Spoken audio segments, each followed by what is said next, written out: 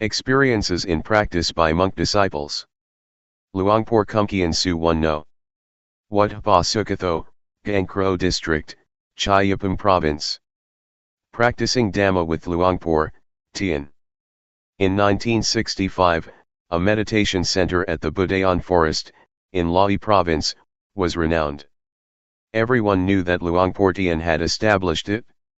It was said that people who studied and practiced there would realize and really see the truth. There would be no more doubt about death and rebirth, about heaven and hell, about path and fruit, attainments.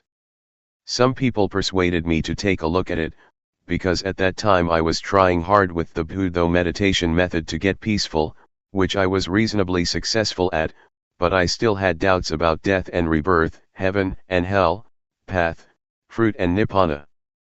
This made me think of Luangpor Teean all the time. I kept looking for a chance to meet him. Before Luangpor Buntum, who is a relative of mine, ordained, we had talked together about meditation.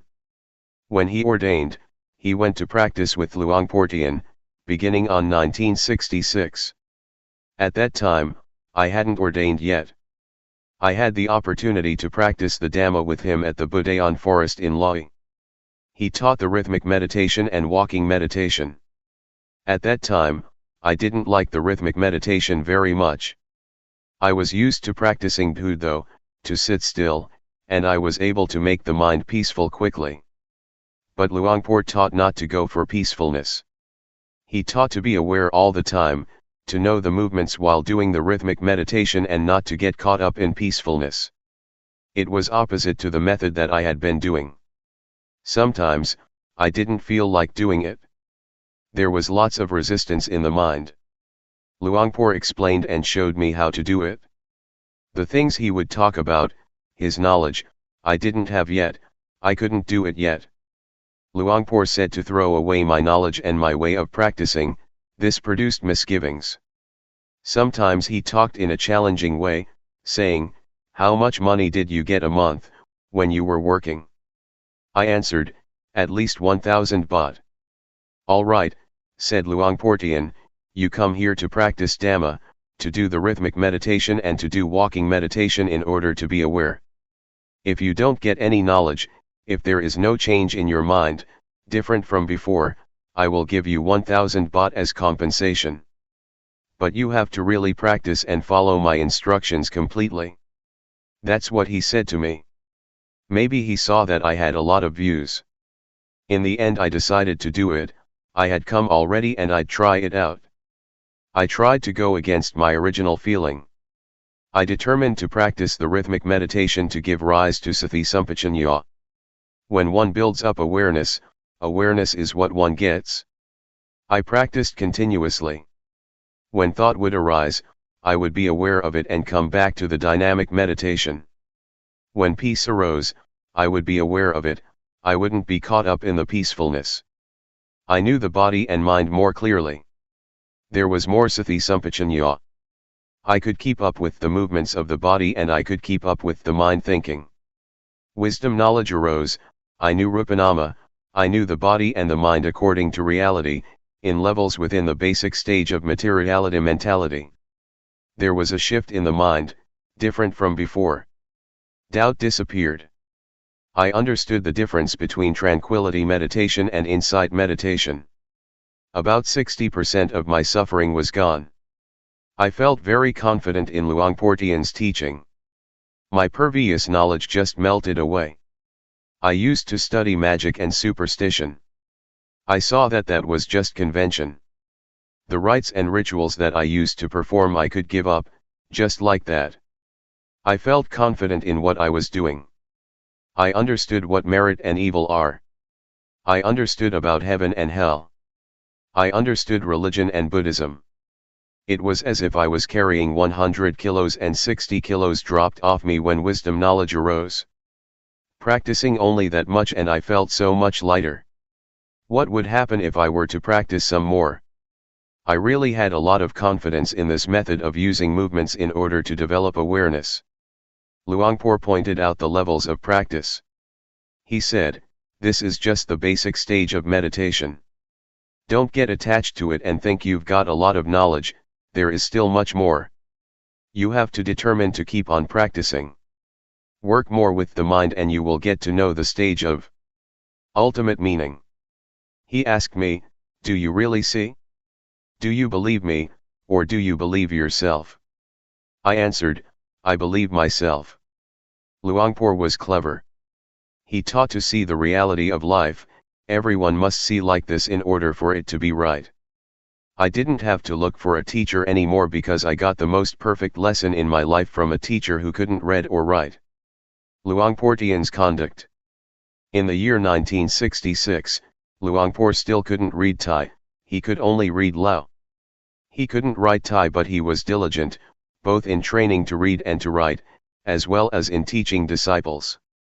I've helped him with reading many times.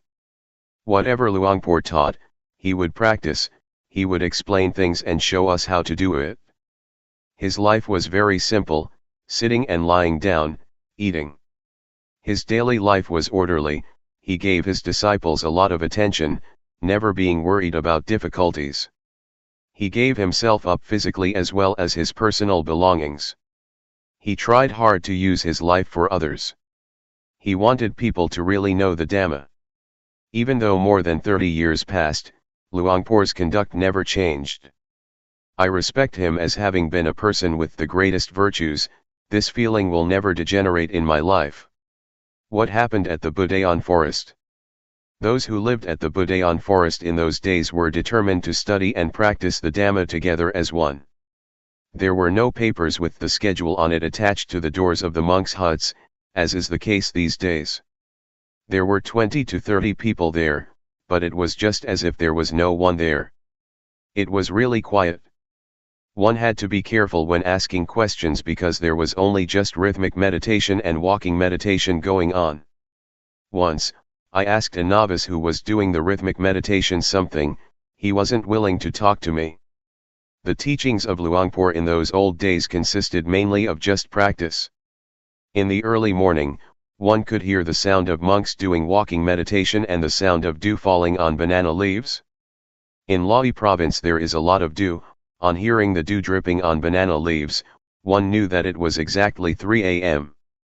Everyone would get up and start to practice. The sound of footsteps of the walking meditation could then be heard together, with the sound of the dew falling on the banana leaves, tup, tup, tup. The light of the lanterns was dimmed by the passing dust. In a day, there would be heaps of ants. I got the taste of the Dhamma that arose from developing awareness. I got more and more answers to the questions of my life. We stayed in little huts. When it rained we would get a little bit wet. We got in touch with life without excessive comforts. When eating, we would sometimes pour some water from our kettle onto the chili that was beginning to run out, an immediate solution to the problem. The water for washing the bowl had to be poured together in one vessel, and then used to wash other dishes. After that it would be used to water the trees that had been planted. The water for drinking and bathing was about a kilometer away from the retreat place. When going to bathe, one had to find some container to put water in and carry it back. One had to fully look after oneself. The young monks, on seeing the old monks carrying cans of water back to their huts, would carry it for them. Poverty made us use life in an orderly way without shrinking back. We were not afraid of difficulties. Sometimes, I would save the plastic bags that lay people would wrap food in, to fix up the leaking roof. I put forth steady effort and was very enthusiastic. The walking meditation path glistened from our walking so much. The wood in the hut where I would sit was marked from one sitting a lot in the same spot. As I was doing the rhythmic meditation or the walking meditation, It felt as though there was only just this one person in the world, no division into this and that. It would run counter to one's feelings to get an invitation from lay people, to eat at their house and perform certain ceremonies. One would think about his walking path and miss the seat in one's hut. Those places provided a meditator with peace and coolness, and gave him a sense of dignity. One would feel proud of doing walking meditation and of the times that one would develop awareness, by practicing the rhythmic meditation. This kind of work is something that gives one honor in life. One doesn't become fed up with it. Some days, while doing the rhythmic meditation in the hut, Luangpor would come by. I could remember the sound of his footsteps. "Are you here?" "I'm here, Luangpor." "What are you doing?" "I'm doing the rhythmic meditation." "Do you see outside as well as inside?" "I don't see outside, I only see what is inside." "What do you do to see outside?" "I open the door." "All right, then open the door." When I opened the door, Luangpor told me, "Make sure you see outside as well as inside, don't only just see outside or only just inside. Keep the mind in the middle." Having said that, he continued to walk to the next hut. I understood that Luangpor talked the language of the mind, that looking at the body and looking at the mind, working with the mind, must be like this. To get caught up in thought is wrong, the mind going out too much is wrong. One should be the observer. Whatever arises, watch it with the inner eye, that is to say, with awareness and wisdom. Don't want it, don't be it. In the morning and the evening, after the chanting, Luangpor used to give instructions. There were no tapes to listen to or books to read, we would only hear the teachings of Luangpor, and we would get to know the stages of practice that would arise in the mind from developing awareness. The mind would change progressively, one knows and sees by oneself. The words of Luangpor, in Dhamma language, that point things out, together with his diligent practice, made us realize that it is possible to understand, find, and see the Dhamma. It can be done. One can be liberated. The short interviews were not just thought-out questions, it was coming from experience, the results of meditation. It had nothing to do with reflections or analyses through reasoning. Rather, it is a fixed law of nature that exists already. It starts with rupanama, real things that actually exist. One gets energized continuously until there is not more ground for suffering to arise. There is not self anywhere. Luangpor taught just this. He pointed it out clearly, just as if he would take us by the hand, not letting us think and guess about it. When suffering doesn't have a base, it dries up, it doesn't sprout anymore. When the end of suffering is reached, there is nothing further to do. It is called according to reality, the remainder-less extinction of Namarupa. I'm not sure whether this is in the scriptures or not, I'm talking according to actuality. It cannot be termed otherwise. Luangpor's teachings pointed this out crystal clear. It's not that he just taught in order for us to understand intellectually. He taught to be. For example, a leech that sucks out blood. We didn't see it before, but when conditions are such that it drops off, we see it and we feel disgusted. But when the leech was stuck to us, we didn't know. This is similar to defilements in the mind. We give them the free hand as long as we don't know and understand. When we know, see, and understand them, they slip off. We feel in the same way as with the leech. When we are disgusted, we know, and then there is no need to ask anyone. Our lives come to an end at this point. We begin to study and practice the Dhamma with the form of rhythmic movements and walking meditation, developing awareness. I don't know whether other forms or methods are like this, also. I hold to this principle of developing awareness, using movements. Luangpor is my teacher. Whether this method can be found in the scriptures or not, may those who are intelligent reflect on it by themselves. What I've been writing so far is only just a small part, there is still much more, but it is not appropriate to say too much at this time. I guarantee that one day, if you have time to do the rhythmic meditation and develop awareness through walking meditation, looking at the bodily movements and the thoughts in the mind, knowing them in time, able to chase and catch them, your existing problems and condition will confess and surrender because there is evidence. Those things will no longer harm you. You will become free. Life will be deathless, beyond birth, old age, sickness and death. The teachings of Luangpor spread gradually and continuously, until they reached the capital and went abroad. As long as there are human beings on this planet, of whatever nationality, if one studies one will find it just the same. I invite you to go ahead and study, whether you can read and write or not is not important. When Luangpor was very sick, he still kept teaching. He really dedicated his life to others. At the time that Luangpor had not yet ordained, he tried his best to let everyone see what he had discovered. I have spent a rains retreat at his home village. The old people there, as well as the young, told me about it. Not only that, but I've seen small well-built huts, 20 or 30 of them, built with his own money, so that people could practice. Also the food, which he would take care of by himself. When Luangpor was still a layman, he was rich and held a good position.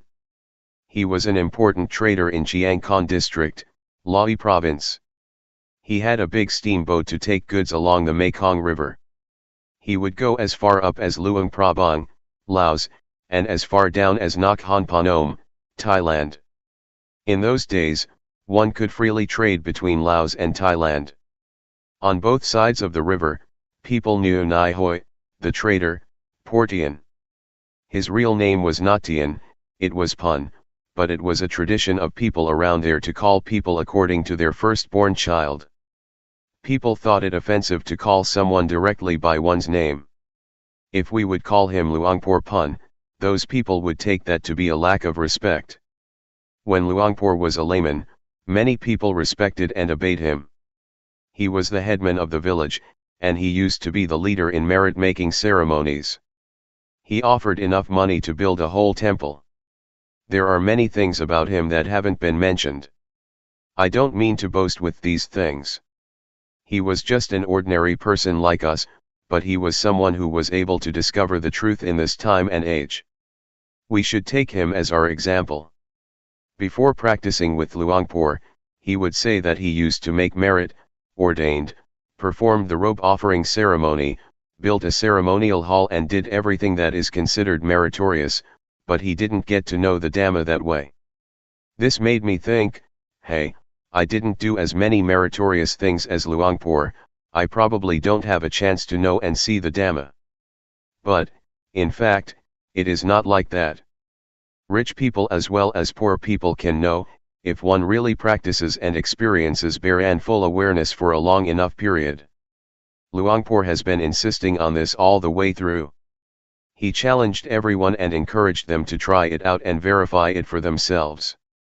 I would like to say that the reason I am a disciple of Luangpor is not because of his biography, not because of his external behavior, not because of hearing his words, or because of what people said about him. But it was because I tried out the method of developing awareness by using movements, and many results followed, until, in the end, there was nothing left of the word suffering.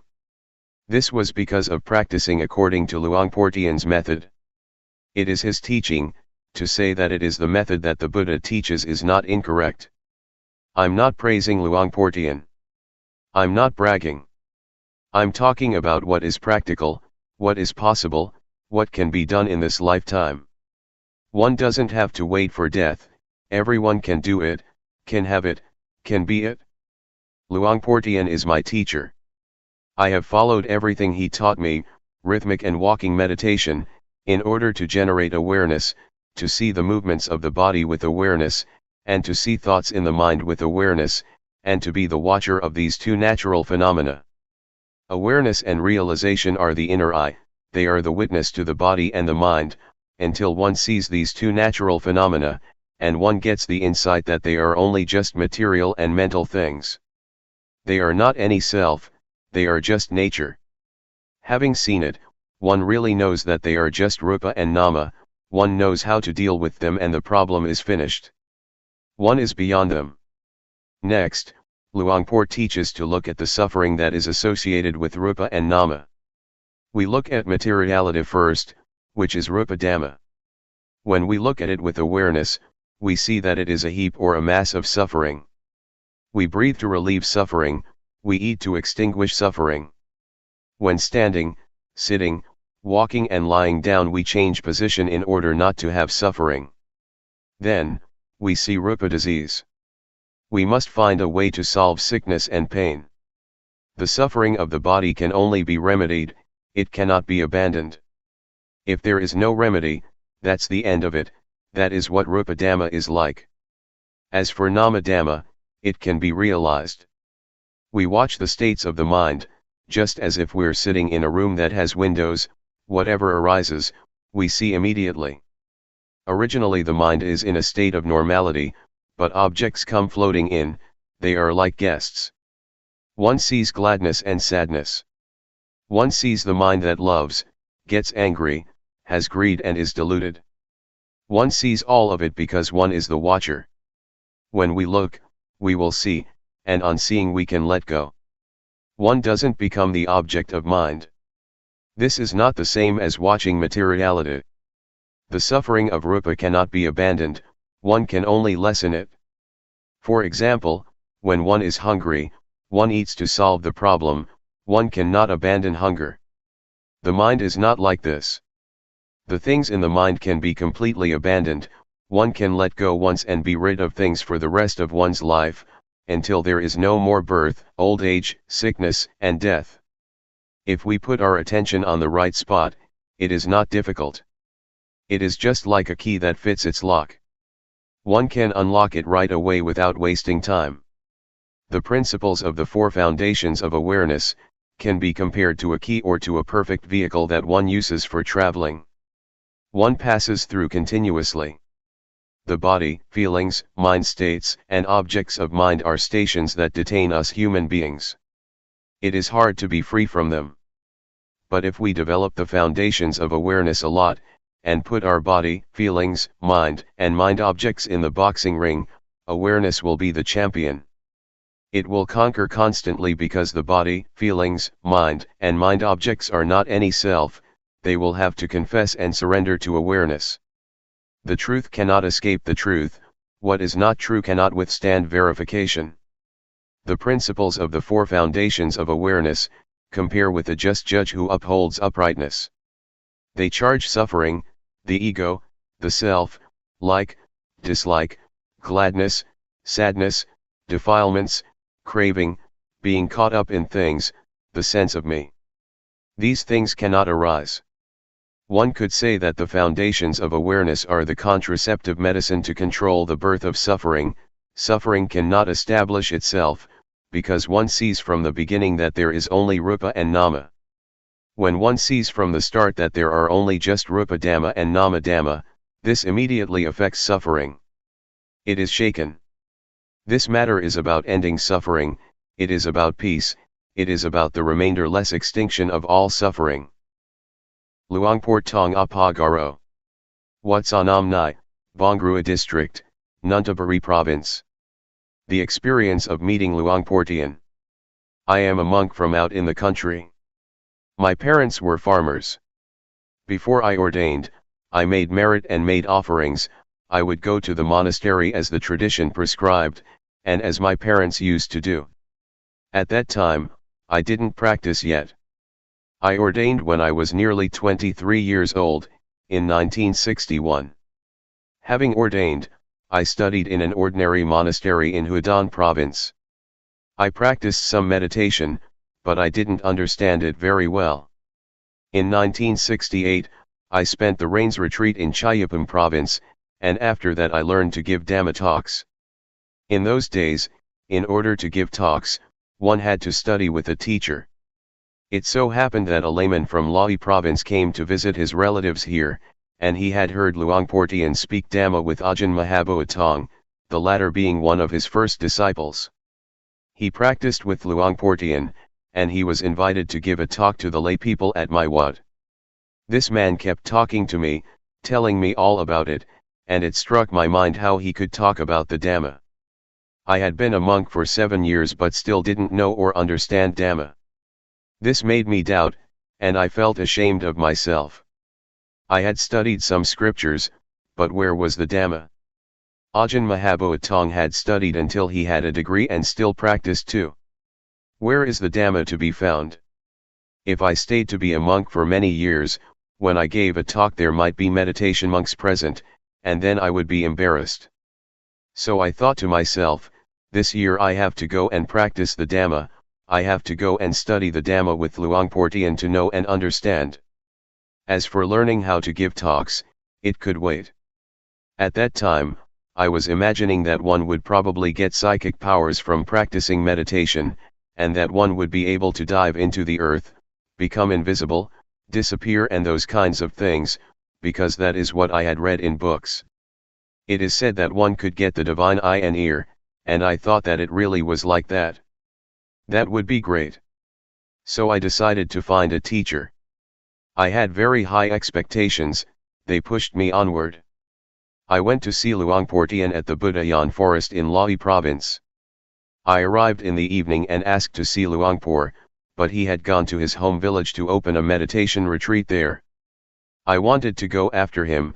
At that time, I had very strong confidence in Luangpor. I wanted to see what Luangpor Teean looked like. However, the monks told me to spend the night there first, and the next day they would take me to him. I agreed. I had a talk with Ajahn Mahabodhi but I was still thinking that I wanted to see Luangpor Teean. The next morning we set out to find Luangpor Teean at Bohom village. We arrived around 10 o'clock in the morning. I paid my respects to him, and he asked me, "Where do you come from?" I told him that I ordained at my home village in Udon Thani province and that I had been studying for 7 years. I told him about my doubts and that I wanted to practice the Dhamma with him. He didn't say much. He asked, "Are you really interested?" I said yes. He asked, "Are you going to practice sincerely?" I said yes. He said, "Practicing Dhamma is easy. There is no need for ceremonies and rituals." I liked that. I had already decided that if he told me to recite rising falling, I wouldn't do it, because I found it was embarrassing. But he was talking about practicing in a simple way, being at ease, using movements. No need to close the eyes while sitting, raising the hand, lowering the hand, making movements. Hey, that sounds simple. He showed me how to do it, and I followed him. When I was able to do it, he let me do it by myself. I felt a bit embarrassed at first. I am someone who easily feels ashamed. He told me to stay alone in a hut. I practiced alone at Bohom village for as long as 15 days, but I still didn't understand. After that, I practiced at the Budayan forest for about a month. Luangpor came to see me every day, 2 or 3 times. He would ask me with a few words about whether I understood or not. I didn't. Later on, one day, after the chanting, I sat chatting with Luangpor and Ajahn Mahabodhi. I told him that I would probably not understand if I practice like this. I had been ordained for 7 years and still didn't know, still didn't understand. Luangpor asked me if I understood Rupanama yet. No. I asked Luangpor if I could practice intensively for a while, which means not to go for the chanting, not to go on alms round and just practice by myself in my hut. Would Luangpor allow me to do that? Luangpor said, nobody has ever done that before. He thought and talked for a while and then agreed. It was decided. As for the food, it was up to Luangpor to tell a layman to bring it over to the hut. I practiced intensively for about a week and I understood, it was just basic understanding. At first I didn't see Rupanama, but later I did, I understood. Altogether, it took me about a month. Now I understood the meaning of ordination, even though I had been a monk for 7 years. I didn't know before, I just studied from books. Before, I just shaved my head and wore the brown robe without understanding anything about the way of life of a monk. Understanding arose as I was doing the rhythmic meditation, raising the hand, I was aware and knowledge arose. I knew without anyone telling me. What I knew, I had never heard and had never read in any book. Knowledge and understanding arose by itself. I saw Rupa and Nama. I saw Rupa Dhamma and Nama Dhamma, I saw Rupa disease and Nama disease, I saw convention. I saw impermanence, instability, and non-selfhood. I saw evil and merit. I saw religion and Buddhism. I saw until the end. I knew all this in an instant. This is the basic stage. I knew this after having practiced intensively for 7 days, but altogether I had been practicing exactly 1 month. I knew Rupanama. I knew many things. It was the knowledge that comes from the defilements due to insight, it is the knowledge of analytical knowledge.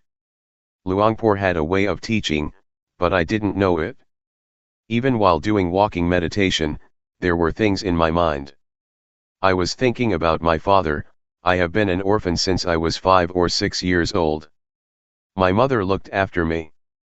I thought about my father. He was someone who didn't know anything. He didn't know why he was born, he didn't know and see himself. But I couldn't help him. I could only do something about myself. The next morning, Luangpor told me to stop the intensive practice. He was afraid others would want to follow my example. It would not be fair if he didn't allow others to do it also, if they asked to do so. That's what he said. No one had done this before, one would just practice continuously, working at the same time. There was no intensive practice. He told me to stop, so I stopped. Yet in my mind, I still wanted to continue practicing alone. But out of respect, I stopped. Whatever he said, one had to follow it. When I was first practicing, he didn't let me look at thought, until I had stopped for 4 or 5 days. At that time, I threw myself into it.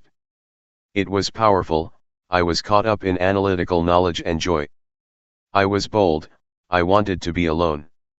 I was not afraid to have a Dhamma discussion with anyone, no matter how many degrees he might have. I knew the matter of materiality mentality well. I had never experienced something like this in my life. This is the way it is. The Buddha teaches what it means to be a monk. Even though one has ordained and studied, if one doesn't practice this, if one doesn't know and understand like this, it can be taken that one hasn't ordained as a Buddhist monk. Before, when studying the scriptures, I thought that it was just a matter of the past in India. Luangpor asked me, when it is like this, can you go back home? I said, I can, I'm confident to speak with the teacher. My teacher had been a monk for over 10 years and had studied the Pali language, he was a preceptor and the head monk of the vicinity. He had a lot of theoretical knowledge. Luangpor wanted me to go and teach. I felt that there was something unfinished. At that time, I had only just started. Why did Luangpor say that? I guess he had a reason for it. Luangpor wanted me to talk with my parents and relatives, he wanted me to talk with them about my experience. That's how it was in the old days, but now he has changed to another style. But I'm not like other people, others Luangpor would urge on. At that time, I had ordained exactly 7 years. Venerable Mahabhuatong was one of the first disciples, later Ajahn Kumkian, Ajahn Buntum and Ajahn Somai came, they followed each other closely. After this, Luangpor had me look at thought. When one first sets out to practice and one knows and understands materiality mentality, almost everyone gets caught up in analytical knowledge. Some people experience strong feelings of rapture, others don't. Luangpor didn't let them watch thought, if that was the case, instead he had them do work. Others he just let be. But he said not to be interested in thought, just let it go. The mind was thinking all sorts of good things and ideas, about the future as well as the past, thinking about teaching people, but Luangpor said not to follow it. He said to let the thoughts cool down, let them come to rest. Luangpor taught with a kind of psychology, he had a way to watch people's minds, to watch those who came to practice. He would ask, "How are you? Is your mind good or not? Is there something in your mind or not? Is your mind in its original state or not?" When the mind was in its original state, just like there was nothing there, not knowing or seeing anything at all, he would tell that person to watch thought. The Buddha was enlightened because he worked with the mind.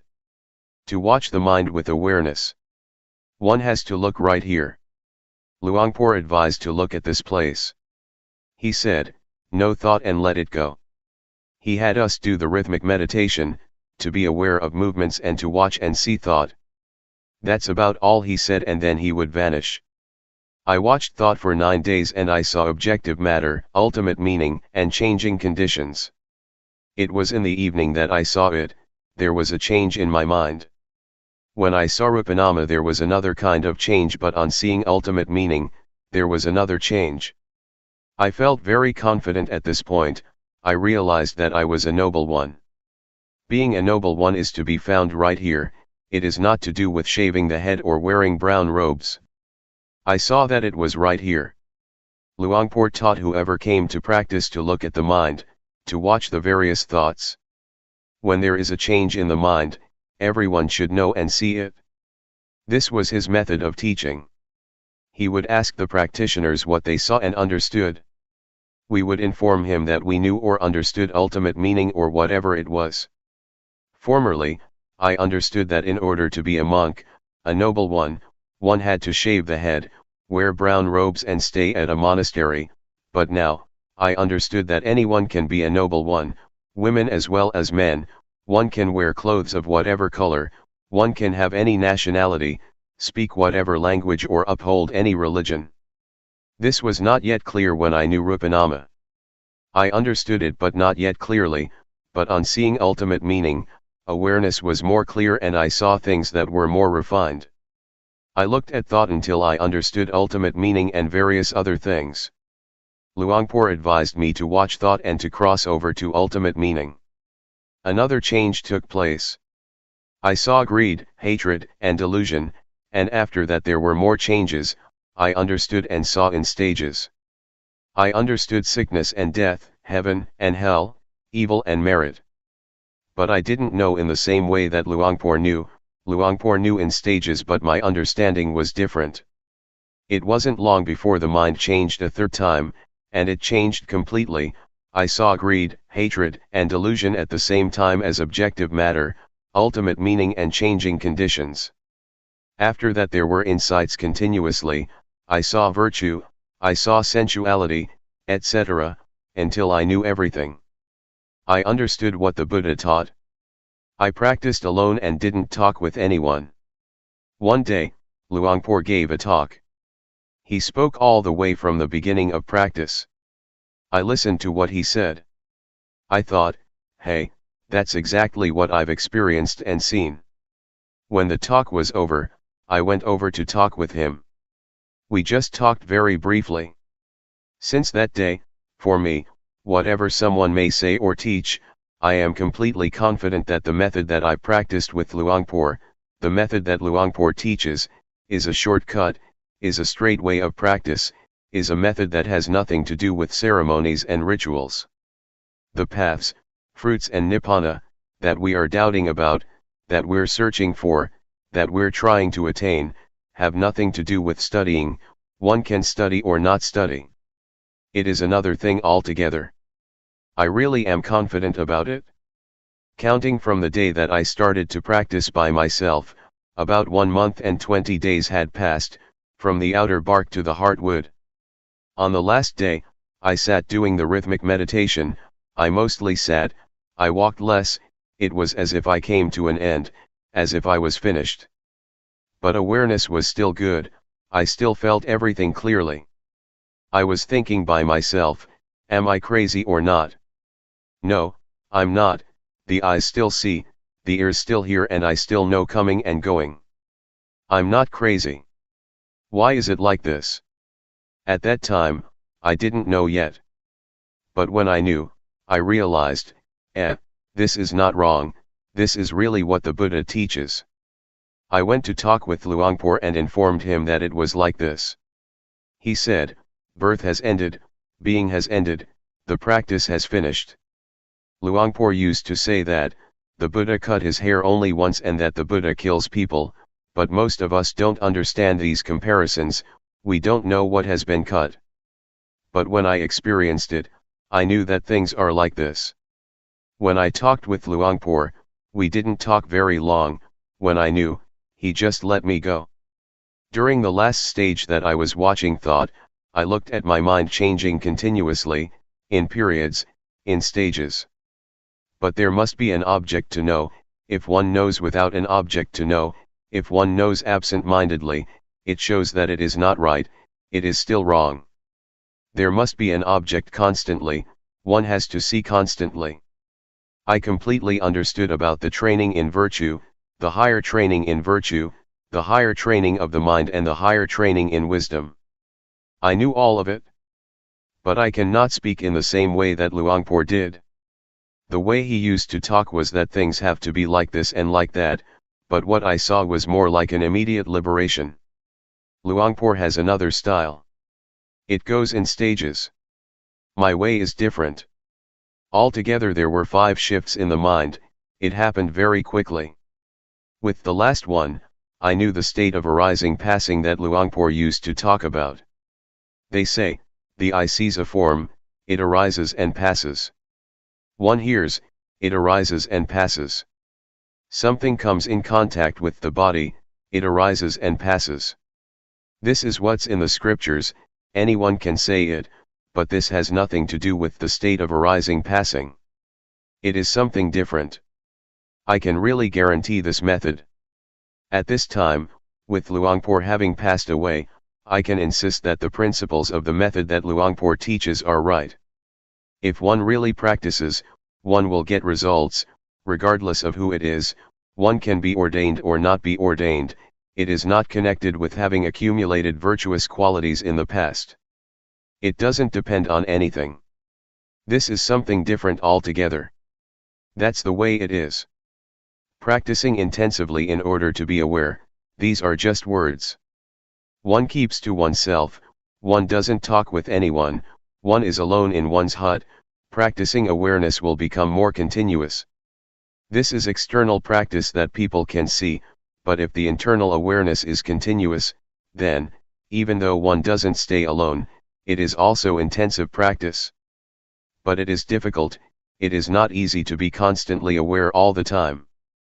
But if one can do it, it is intensive practice. Some people can do it without difficulty, wherever one may be. Among 100 people, there may be 1 or 10 who can do it like that.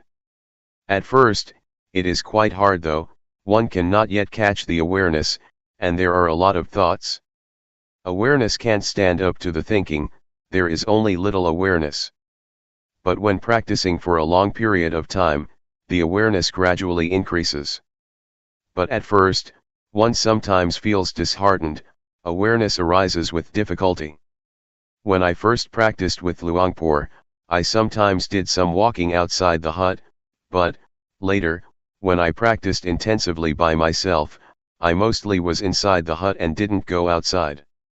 I used the posture of sitting more than the posture of walking. One day, as I was sitting, practicing awareness, making movements in the sitting position, for one moment it was just as if things happened very fast, it was as though it happened in a flash, like a flash of lightning. To use Luangpor's expression, it was like a blink of the eye or a snap of the fingers. At that time, it was as if there was something heavy and I threw it off. I felt light. I knew I was light because I had never experienced this before. I felt that something was different. But there was awareness. It didn't go anywhere. I knew that there was lightness. Awareness was stable all the way through, even while being asleep, I knew. When awareness is perfected, dreams during sleep will become less or they might stop altogether. Ordinarily we think a lot, but when we develop awareness, thought becomes less and less. In the scriptures, it is said that noble ones, or those with awareness and wisdom, don't dream. This is talking according to the books. In the daytime we think and at night we dream. One knows one is dreaming, it is similar to thinking. One knows, sees, and understands it, and so one knows at the time that one is dreaming. Developing awareness through making movements with the hands, if we find that it is not convenient to do so, we can be aware of other movements such as blinking the eyes, breathing, or whatever. Awareness can be practiced in many ways, it is universal, it can be applied to our duties and our work. But what is important is to know at that moment, knowing within oneself. We make a movement or we take hold of something. Know what you are doing. There must be one point or other to know, without having a focus somewhere, we can't catch awareness. The knowing is the most important. If we are aware of some part of the body, we will automatically know other parts that are moving because they are connected. If there is awareness within, one knows while working. It is like turning on the light, suddenly there is brightness. It works at the same time. It connects. Just like a tightrope. When it is cut, everything jerks. We should train our minds to be with awareness and watch our thoughts. Never mind if the mind thinks. It is not that we try to stop thinking. Go ahead and let it think. But look at it. We are just the observer. Observe it continuously and let it go. Trying to train like this, one will make gradual progress, until one reaches that point. All things arise from a cause, things pass because the cause is no longer there, that is what monks teach. But we don't know what the cause is. The monks teach cause condition, object condition, etc. There is a point where causes are finished and conditions are finished. We don't know where they went. No one followed to see what happened. Whether one knows or not, one doesn't see it. We shouldn't call this point the end, because it would be encouraging people to do evil. It would be misunderstood by people who still don't have enough understanding. Therefore, the way of teaching must be a skillful one. Luangpor said, "There is no coming and no going." One can say as much as that. If we were to say that there is no life after death, it would just be the end of the matter, and people wouldn't do anything. They would call it wrong view that one who does good doesn't get rewarded, or doesn't get merit from meritorious actions. There is no heaven and no hell. This is a wrong teaching. There is no coming and no going, reflect on it yourself. It's up to you to figure it out or not. Study it for yourself, know, and see, and be it for yourself. That is better than what someone else might say. When you are and have this knowledge, you will be at ease. Others may want to be reborn. That's their business, but we don't come from or go anywhere. We stay here. In reality, if we understood what the end of life really is, we would be at ease. Everything would be done easily and in comfort. But as it is, we don't understand, so we act out of not understanding, we act in an ignorant way. To act with knowledge is different. There are people who know, but people who don't know still don't know, even when they practice. They are not sure and not confident.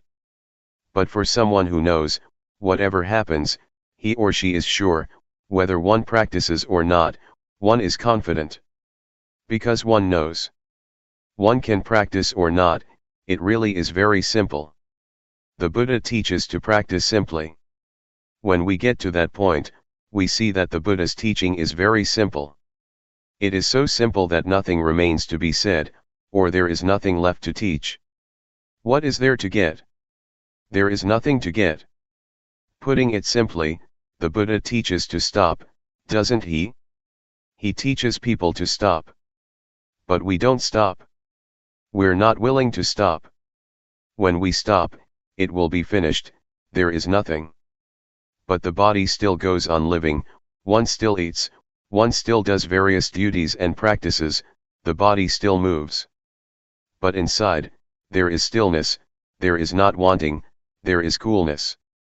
It has stopped, it is enough. We could talk in terms of path, fruit, and nibbana, or whatever. There is not birth, there is not death, there is not aging, there is not sickness, there is not going, there is not coming. These words are convention, words spread out and enlarge. So, may all of you be able to train yourselves and prepare yourselves. Try to let appear that which exists already, and when the time comes that the breath stops, it will really be very easy. Ajahn Da Sammakatho. Wat Buddha Yanuntaram Monastery, Las Vegas, 5320 Kell Lane, Las Vegas, Nevada, 89156. Presently living at Redding Meditation Center. www.reddingmeditationsociety.org. The path that is a path. The word path here doesn't mean a path on land, in the water, in the air, or a footpath, but it means a path to be traveled by the mind. From suffering to no suffering. From problems to no problems. From darkness, complexity, and confusion to brightness, peace and coolness. The Buddha is only the one who pointed out the way, Akkatha Aro the Takatha.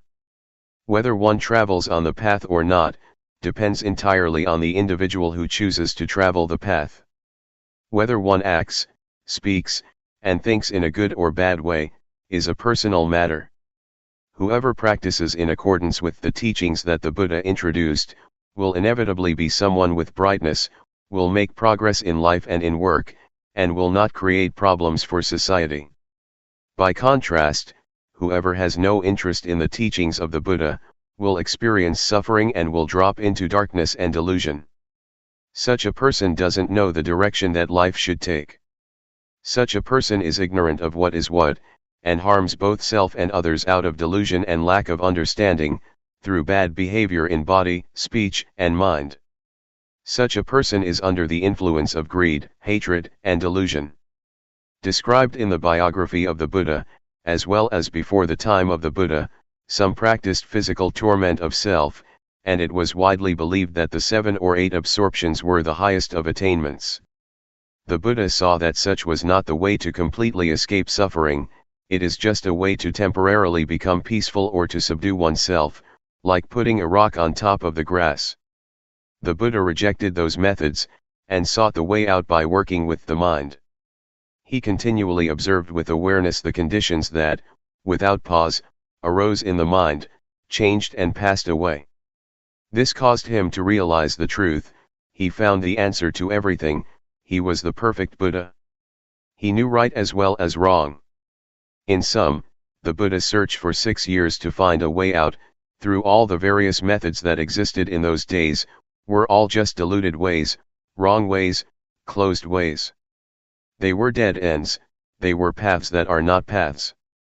Awareness to continually watch the movements of body and mind, in accordance with the form of the 4 foundations of awareness, highlights the importance of the section, in that sutta, which stresses, 1. The postures and, 2. Sampajanya, or awareness directed towards the body. It is the means to access and come into contact with the basic objects of insight meditation, that is to say, to know rupanama, rupa-doing, nama-doing, rupa-disease, nama-disease, impermanence, instability, non-selfhood, convention, religion, evil, and merit. This is the initial stage for the practitioner. To know and experience these phenomena is to enter the highway of the Dhamma, and at the same time it is an arrow that points to the final destination, the end of the end, or the end of suffering, which is the highest goal of life. When we have reached it, we will have answers to everything. When knowing and seeing the truth, according to the way things are in reality, the mind begins to change from one thing to another, through the power of ultimate truth. Previous behavior and tendencies get reformed, and, at the same time, that which is really true in life becomes manifest, one loses one's naive beliefs about, for example, ghosts and angels, lucky omens, heaven and hell. One starts a new life, right there, at that point. Just that little bit of awareness is the vehicle that leads life to the end of all suffering. When life reaches the end of the end, it is as if one lives in a new world. It is a world of spiritual freedom, safe from spiritual suffering, it is a safe and peaceful realm. Life that has come in touch with the highest truth in Buddhism, will be established in the now, and it will be very simple. It will be light, comfortable, and without worry or doubt. There will be no danger. I can guarantee that one who has come to the stage of ultimate meaning will definitely not lose his or her way. He or she will have nothing to do with ghosts, angels, auspicious timing, sacred things, hell, heaven, death, rebirth, and so forth. This is because one who practices the Dhamma by developing awareness in this fashion, must know and contact objects all the time. That person must review the stages of practice, and investigate what one knows, what one is watching, where and how. All of this one knows instantly. It is said that the truth will not leave someone who is real, and, in the same way, someone who is real will not discard the truth. The secret of changing the states of mind. Take this little feeling, this awareness, as the starting point. Know when a thought pops up in the mind. Just know indifferently, know it, and let it pass. There is not need to pull the mind back, and do not let the thought pull you away. Awareness does its duty of watching by itself. When awareness keeps a close and careful watch, the observer and the observed are separated things, and one doesn't get entangled in thought. There will only be pure awareness in the present. At the moment that there is not greed, hatred, or delusion mixed up with the feeling, one will automatically know from deep within the mind that a change in the mind has clearly taken place. And in the end of the end, that small awareness will have become a hidden power in each and every posture. We know Luangpor Teean from meeting and talking with him, from reading his books, from what others have said about him, and from practicing. But I know him as the one who gave me a new life. The principles for conducting one's life in a simple, light, and comfortable way, without worry, were passed on to me from experience gained, when I was close to Luangpor, continuously and for a long period of time. I have spent 6 rains retreats with him. I used to think, in those days, that I would stick with him forever.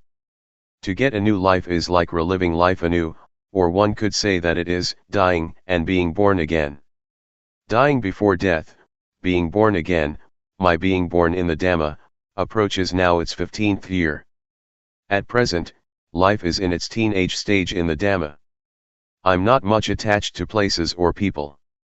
I feel that my experiences of life are very little. It's not yet enough, but as far as practice goes, it is sufficient. I know what to do, and I don't suffer. Let me go back a bit.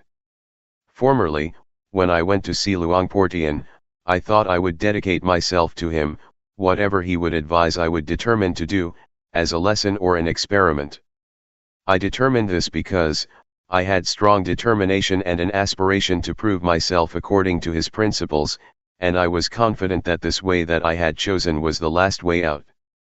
With such determination, opposing views, opinions, and thoughts were erased altogether. I had no doubts, I had no problem at all. When I started to practice with determination, fully and continuously, by being aware of standing, sitting, walking, lying down, bending, stretching, moving, blinking, breathing, swallowing saliva, leaning to the right and the left, raising and lowering the head, eating, drinking, going to the toilet, dressing, and so forth for 3 days, I was aware and completely awake. Awareness was purely in the present, there was no past or future. Materiality and mentality appeared clearly and cut off doubt. I saw Rupa as Rupa, and Nama as Nama. On seeing it, doubts disappeared. I won't talk about my personal knowledge, but I'll say something directly about the principles, that are the technique of practice. To practice intensively, alone in one's room, is a wonderful opportunity for someone who is seeking a way out for oneself, and it presents an opportunity, for those who are keen on this way of practice, for those who are real, and for those who are genuinely determined, and who practice sincerely, to really prove the style of practice. One can choose this solitary practice for either 7 days, 15 days, 3 months, 1 year, or 3 years. Those who volunteer to practice can choose according to what is suitable for oneself. One should stay alone and keep silent in one's hut or whatever place it may be. A monk or teacher would advise one in developing awareness and could be consulted. He or she is a friend to help the practitioner to really go for it, without having to do anything else. Just to work with the mind, to observe oneself, to be with oneself. To be determined to just watch over the movements of body and mind, all the time. Not to read books, not to receive or write letters, to be cut off from the external world temporarily, just for the time that one is practicing intensively. Every day, someone would bring food over once or twice a day, depending on what one agrees on with the teacher. The teacher, who is like a good friend, would pay close attention to the practitioner, and advise or warn him or her when necessary. Things can be discussed with the teacher, and problems or obstacles can be overcome that way. When one practices, results will appear by themselves.